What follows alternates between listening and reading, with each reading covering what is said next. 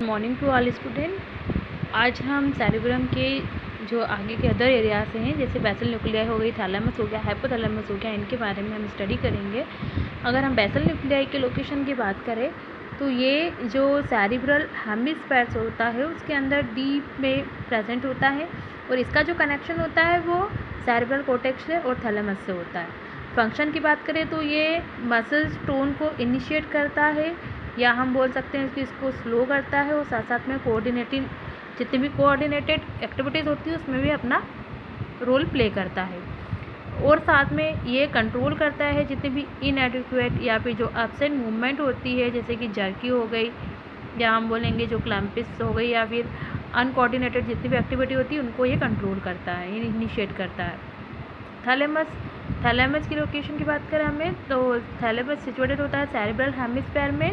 और ये होता है हमारे जो कार्पस कैलोसम होता है उसके जस्ट नीचे की तरफ, और दोनों साइड में एक एक प्रेजेंट होता है थर्ड वेंट्रिकल के अंदर। इसके फंक्शन की बात करें तो ये सेंसरी जितने भी इनपुट्स होते हैं जो स्किन से आते हैं, विसरल से आते हैं, स्पेशल सेंसेस ऑर्गन से आते हैं, इसको ट्रांसमिट करता है थैलेमस पे, और उसके बाद ये रीडिस्ट्रीब्यूशन भी करता है सेरिब्रम में। नेक्स्ट होता है हाइपोथैलेमस सिचुएटेड होता है just below and in front of thalamus, और ये जो इमीडिएटली हमारी जो पिट्यूटरी ग्लैंड होती है उसके जस्ट ऊपर की तरफ प्रेजेंट होता है। ये बहुत सारी जो नर्व सेल्स होती है उनसे मिलकर बना होता है, और साथ साथ में ये लिंक होता है पोस्टीरियरी लोब से हमारे जो पिट्यूटरी ग्लैंड होते हैं उससे बाय द नर्व फाइबर के थ्रू, और साथ साथ में ये जो एंटीरियर लोब होता है उसके साथ भी एक कॉम्प्लेक्स फॉर्म कर लेता है, जो हमारी जो ब्लड वेसल्स होती है उसके थ्रू वो एक कॉम्प्लेक्स फॉर्म कर लेता है। फंक्शन की बात करें तो ये जितने भी आउटपुट होते हैं हार्मोन के उनको कंट्रोल करता है, जो कि हमारे दोनों पिट्यूटरी ग्लैंड के, या हम बोलेंगे जो ग्लैंड के लॉब से आते हैं, और साथ साथ में ये कंट्रोल करता है हमारी ऑटोनॉमिक नर्वस सिस्टम को, उसके बाद हमारी एपेटाइटिस को, या हमारी जो फीलिंग्स हो जाती है उसको, थर्स्ट को, वाटर बैलेंस को, बॉडी टेम्परेचर को, इमोशनल रिएक्शन जैसे कि हमारा प्लेजर या भी फियर हो गया, जितने भी सेक्शुअल बिहेवियर होता है जिसमें इंक्लूडिंग हो जाती है मैटिंग हो गई या फिर चाइल्ड रेयरिंग हो गई, उन सबको भी ये कंट्रोल करता है। और साथ साथ में जितने भी बायोलॉजिकल क्लॉक्स होते हैं, या फिर हम बोलेंगे कि जो एयर कार्डियन, या हम बोलेंगे जो कार्डियन हमारी जो कार्डियक रिदम्स होता है, जैसे कि हम स्लीपिंग बोल सकते हैं, वॉकिंग साइकिल बोल सकते हैं, बॉडी टेम्परेचर बोल सकते हैं, और सिक्रेशन बोलते हैं कुछ हार्मोन्स का, उन सबको भी ये कंट्रोल करके रखता है।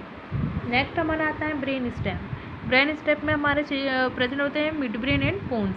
And medulla oblongata. अब लोकेशन की इसकी बात करें तो ये हमारी जो सेरिब्रल एक्यूडक्ट होता है उसके अराउंड या उसके चारों तरफ प्रेजेंट होता है, सेरिब्रम के ऊपर की तरफ और पोन्स के नीचे की तरफ, और साथ साथ में ये यहाँ पर बहुत सारी जो सेल बॉडीज़ होती है वो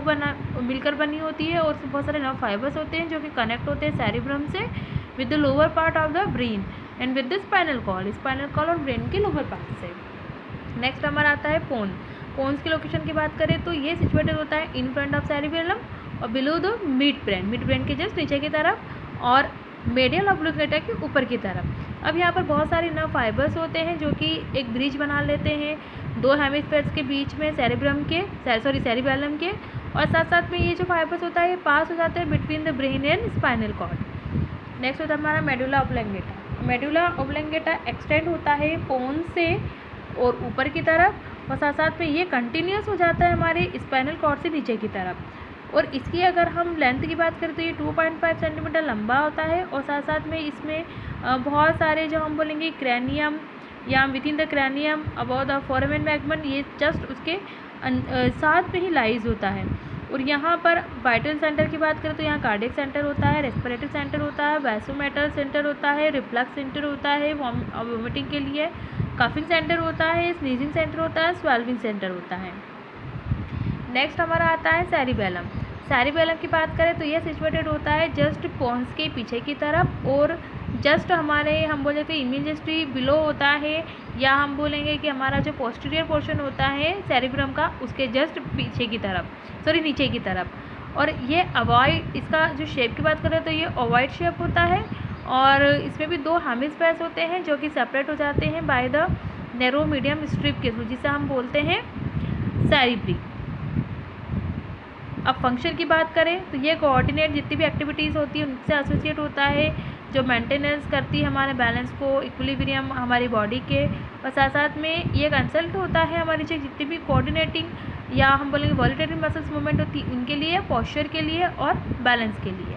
अब नेक्स्ट क्लास में हम पढ़ेंगे spinal cord. Thank you students.